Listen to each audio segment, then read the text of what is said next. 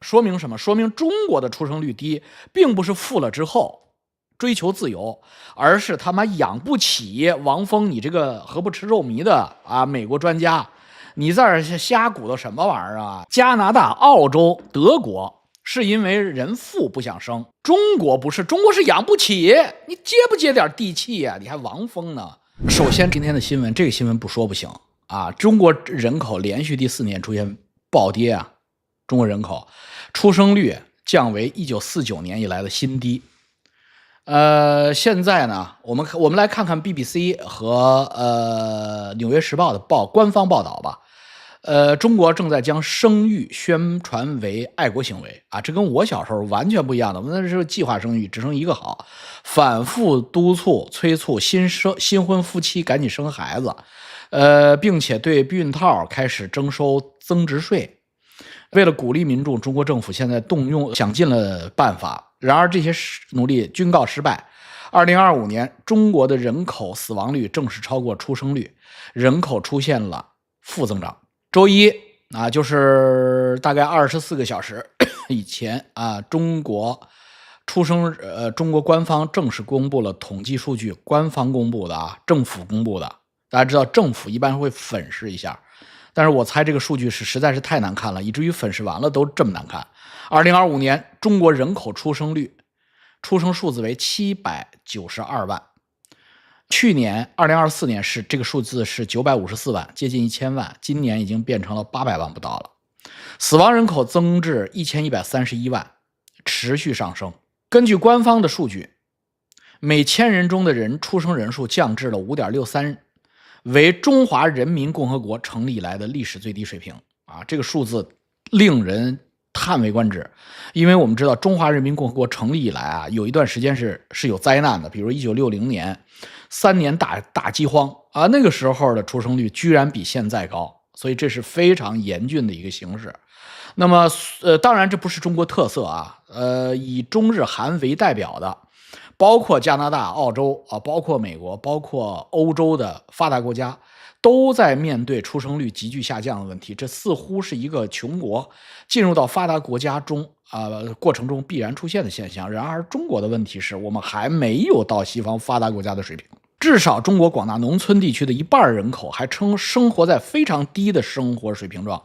態中。那麼他們為什麼也不生了呢？那麼中國南開大學的教授吳帆說，中國面臨極低生育率帶來的嚴峻挑戰。這話說的不過癮，隔靴搔癢這個不是嚴峻挑戰，是他媽的不亞於2戰日本入侵的這個規模的挑戰一會兒我跟大家講講predict 就是預測一下的話，中國會發生什麼所以從元旦開始，官方中國政府對避孕套徵收13%的增值稅，此舉引發了嘲笑。因為年輕人表示，與養孩子的龐大支出相比，避孕套和避孕藥的支出再漲也漲不過小孩的費用，所以呢，不會影響自己的生育意願。那還有人指出，哪個天才想出來的這種高招呢？但這些各種有律師罵他們，各種這種負面言語呢，已經被嚴肅的刪評都刪光了。那麼同時呢，有一些民間和這個政府的專家學者和民間的人士呢，提出用錢呀，用房子呀來支持，看行不行？包括我們的教友一個大學老師，他也給我寫了一封信。但是呢，加州大學歐文分校的王峰教授指出，各國的經驗表明，經濟激勵對提高生育率幾乎沒有效果王峰的這個數據呢，是採信於普遍的發達國家，比如說加拿大比如說德國，比如說日本，都有對新生兒的各種補貼經濟類的刺激作用，那沒有作用。但是我在此認為王峰是一派胡言。為什麼呢？因為中国特殊情況，一個國家普遍富裕了以後，那你提供這點什麼牛奶金這種東西，那可能微乎其微除了移民窮國的這種人口會為了牛奶金多生孩子犧牲自己，富裕國家的本土居民他不會考慮那牛奶金畢竟是相對於它的自由來說，那是可以看得出來孰重孰輕的。譬如說加拿大，我就不知道牛仔金多少钱，我們從來没領过。我们家基本上就是，如果是政府必须发的，那按月给的，那我也不知道。那是他妈妈打到妈妈账户上，那反正就是申請的我们家没幹過，所以我們代表很多人就是不敏感對於這個問題，所以王峰就屬於在發達國家就是說那個何不食肉糜的這樣的言論。為什麼呢？說中國用錢是可以的呢？因為中國人這個數據是這樣最人口出生率最低的省是黑龍江省，黑龍江省的生育率是低於韓國很多的。這說明中國的各省出生率與各省居民的收入水平直接成叫什麼成負相關，就是正相關。收入水平越低的省，中國的這個出生率就越低。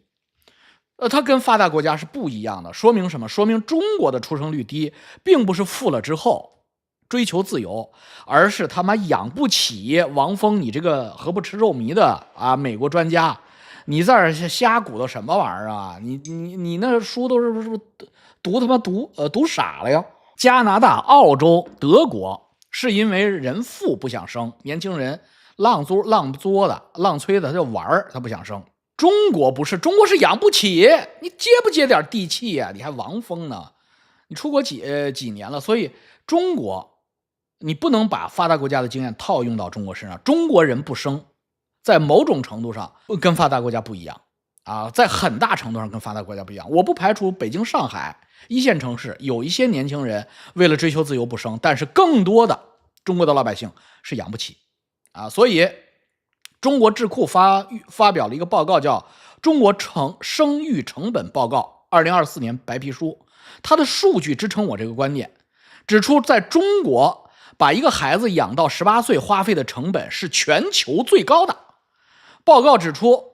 所有的國家的 GDP 人均 GDP 和人均養育孩子成本做了個比較，發現澳大利亞是 2.08 倍，德國是 3.64 倍，就是養一個孩子到18歲花的錢和人均 GDP 人均 GDP 如果是1萬美元1萬美元，在澳大利亞養一個18歲的孩子，養到18歲要花20800，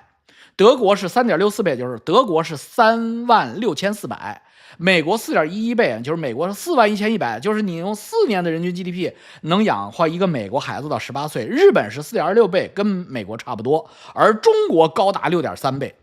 而中國又是個窮國，所以中國家庭0到14歲0到17歲，就是這個孩子養大的平均成本，中國家庭的平均成本是 53.8 萬元人民幣。如果送到大學本科畢業，0歲到18歲的大學畢業之後的養育成本是68萬元人民幣，也就是說將近70萬人民幣。就是中國人都是望子成龍望女成鳳一定能上大學，一定會送上大學，70萬一個，對於普通老百姓來說是承受不了的。所以生育成本過高，女性要兼顧家庭，中國可是雙職工家庭中國女性生了孩子不像加拿大呀，或者說日本呀，女生就不上班了。中國不是所以女性在這個裡邊格外的累所以呢，中國的情況跟日本是不一樣的。那麼我們認為教授說錯了，用錢和房子可以解決這個問題。首先提供幾個數據，認識到這個事情有多嚴重。1960年代，就是我們的60後的朋友們，那個時代60後出生上小學紅領巾的時代，中國的人均每年新生兒是2800万。1960年60後到我們70後、80後、90後，我們這一代人吧，70、80、90，我們這一波這30年，中國的平均新生兒的出生數量是2000萬。雖然到不了2800萬了，雖然計劃生育了，一胎化了，還在2000萬。00後就是我大閨女，他們現在上大學的這波小孩，在中國那個時代，00年到10年平均的每年出生1500萬人到1600萬也不錯。真正的拐點發生在2019年就是定于一尊，一錘定音之後。尤其是疫情發生了之後，親自指揮之後，一下子跌到1000萬大關了，1200萬、1100万、1000萬，今年了700万啊，792萬、800万，所以这个斷崖式下落呀。1960年可是在挨餓呀，1960年餓死了好多人，那个時候新生兒居然都比今年高。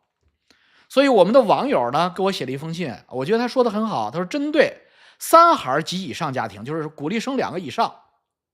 要提供全面國家全額保障制度，這個非常適合中國人啊，因為你不要拿日本、拿德國、加拿大比，那他們收入比你高多了，所以中國人是真養不起啊，所以用國家資源來解決這個問題啊，換取人口結構的復甦復興。以房養人，就是提供住房，2孩以上3孩家庭國家免費提供住房，每戶至少分個3居室，免費居住，一直到最幼年的孩子長到18周歲，這個主意非常好。第二，他提了個要求啊，叫退出機制，什麼意思呢？就是子女成年以後，父母就沒孩子了，父母呢就可以選置換小戶型，或者市場價格付出租金倒騰退出來，把那個大房子倒騰，他的意思就是倒騰給新來的這個新成家的年輕的父母們，確保房源的流轉。沒必要啊，沒必要。為什麼？那個貧窮限制了你們的想象力啊！你們認為房子是值錢的東西，我告訴你啊，未來的中國，少子化的中國，房子根本就不值錢，所以沒有必要確保什麼房源流轉，有的是房子沒人住，所以呢，完全沒有必要，就講給他了，就給你了，就送給你了。你3、5個孩子，將來孩子就是可以繼承，是吧？可以上市賣掉，這個是要講就講到底。第3條呢，就是醫療啊，提供終身免憂的醫療，對於2、3個孩子、3個孩子以上的多孩父母，要享有終生免費醫療待遇，視同母親對國家的戰略性貢獻。多子女家庭的子女部分，22周歲以前也可以享受全額的免費醫療健保啊，這個當然應該了，全中國人民都應該啊。所以他如果要是你說中國沒錢了，因為我們又要一帶一路，我們又要支持電詐，我們又要支持窮兵黷武的獨裁政權，好了，那然後我們經常大撒幣去非洲弄不回來，那錢不夠了，錢不夠怎麼我還修了雄安也回不來了，那無所謂啊，無所謂，講多孩家庭就行了，不是每個人都健保全民健保，那我們可以獎勵多孩多子女家庭健保，對不對？第4條，教育全程公費啊，就是12歲以前就未成年就是缺乏必須由成年人陪護的，就是12歲這個標準，這是西方標準啊。那麼12歲以前啊，必須有個成年人陪護，怎麼辦呢？父母都在上班呢，國家提供托兒免費啊。12歲到18周歲呢，就是18歲以前的教育啊，教育全部免費，義務教育。第5呢，就是營養食品配給，直接的定點供應，所有的多子女家庭啊，超過2個以上多子女家庭，牛奶、蛋肉、米麵、基礎營養食品全部免費配發到戶，直到子女成年。那其他國家措施，我證明這個是確實有的啊。其他國家呢，直接發錢啊，叫牛奶金。當然，你可以不發錢，你可以發兌換券，就是食品兌換券。就是類似於美國的白卡，比如說你這玩意兒買不了電視啊，買不了房子，買不了汽車，但你可以買肉蛋奶啊，肉蛋奶油隨便買，就是給多子女家庭的。我個人計算了一下，一個孩子給800人民幣就可以了，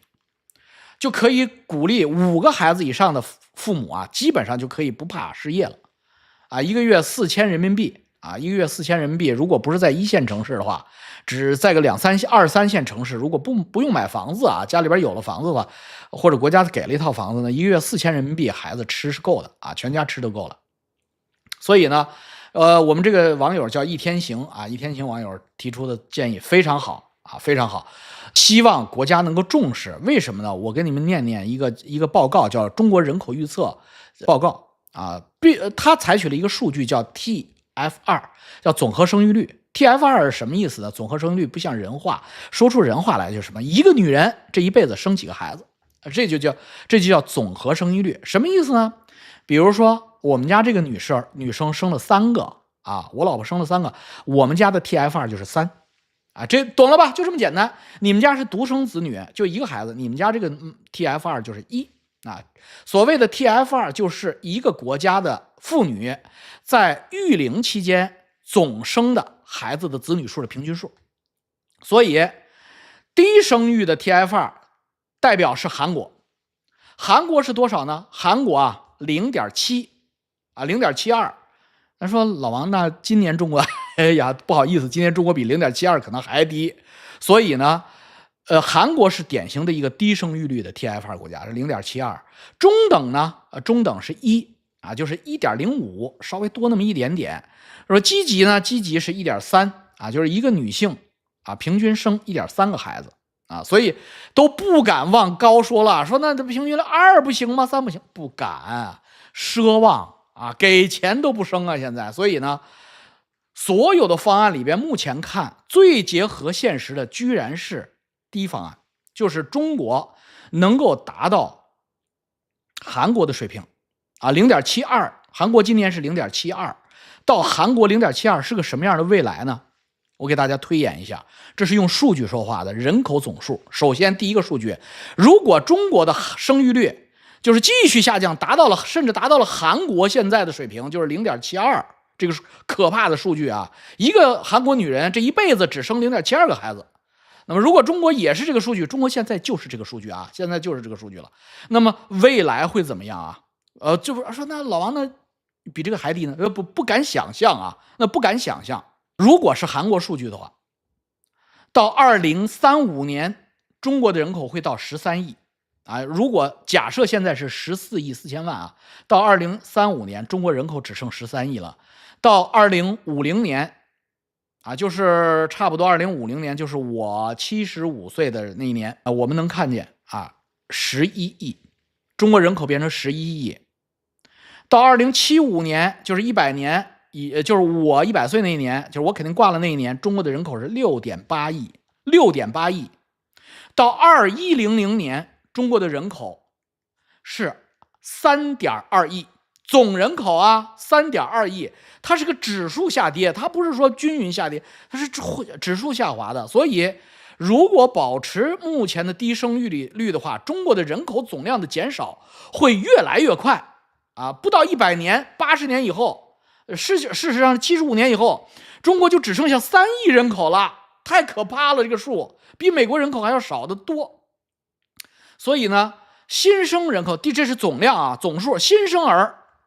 是什麼數量呢？如果保持 0.72 的水平延續到2100年，新生兒就是小孩的数量就更可怕了。2035年新生兒只有540萬，今天數據是792萬。我操他媽已經覺得是太低了，但是沒想到看未來，今年居然是最高點，就是未來80年，今年居然是最高点。2035年就是10年以後，中國的新生兒只有540万啊，比現在800万還要跌一大截。到了2050年降至400萬，新生兒只剩現在的一半了。2050年，那麼到了2100年，2050到2100年這個區間裡邊，每年平均只剩100多萬小孩，這麼個泱泱大國，一年只剩100多萬小孩，當兵都不夠了，就都當兵都不夠了。所以具體來說，這是一場災難呀！到2100年呀，如果要是這樣低生育率的話，75年以後，中國一年的新生兒只有64萬。我說的是平均20年100多萬，大家不要忘了是越來越少，而且減少的速度要呈加速趨勢。那麼第三就是育齡婦女總量啊，育齡婦女就是你直接給她錢，直接給她刺激，她直接能生的這些所謂的育齡婦女的總量。會有發生什麼變化呢？那麼2010年啊，就是大概15年以前，中國的育齡婦女就是15歲到49岁啊，具有生育率的女性3.8億人，到現在人口普查3.1億人，啊，生育能力的只剩3億了。現在，那麼在低生育率的這種景願下邊，我們的育齡婦女會出現什麼樣的變化呢？2031年，育齡婦女。第一次中國的育齡婦女不到3億人，到2041年2億5千萬，2041年可不太遠啊。2041年2億5千萬，2050年就再过10年2亿，然后呢就跌破2亿了啊！平均每年減少400萬，平均每年減少，迅速的降，到2070年，能生小孩的女人跌破1億，到2100年，全中國能生小孩的女人只剩下3500萬人，3500万人。我說的不是恐怖故事，不是恐怖谷，就是如果黨和國家、人民啊不重視這個問題，黨和國家領導人不重視這個問題，到了2100年，短短75年之後，中國能生小孩的女性只剩3496萬人。今年這個數持續不惡化的話，3500萬女性能生孩子，那來不及了呀！操，那怎麼辦呢？一共從15歲到49歲，一共3500萬，你不可能人人都給你生啊，1/10能生不錯了。所以你怎麼拯救你的人口啊？这麼大個國土面積，你現在10多億人，你覺得人多，剩他媽3億人的時候，你就傻逼了。那什麼問題都不是問題了，什麼經濟增長啊，什麼市場啊，什麼生產和美國爭霸，不要考慮了。為什麼？沒有人了，所以必須要解決這個問題，直面中國常年的計劃生育政策啊。尤其是後期的計劃生育政策，1980年我們說計劃生育還有一點點意義的嘛，2000年以後計劃生育根本就是一個錯誤的國策。2000年到2020幾年啊，剛剛解除計劃生育，媽他媽的少生了20年的人口，所以你現在他媽的嘗到苦頭了，人無遠慮必有近憂啊！你一黨獨裁不就是集中精力辦大事看長遠嗎？你說他媽的西方民主國家1人1票選出來的總統都他媽是打工的，只看眼前，你共產黨都他媽是終生執政的，你們他媽怎麼不看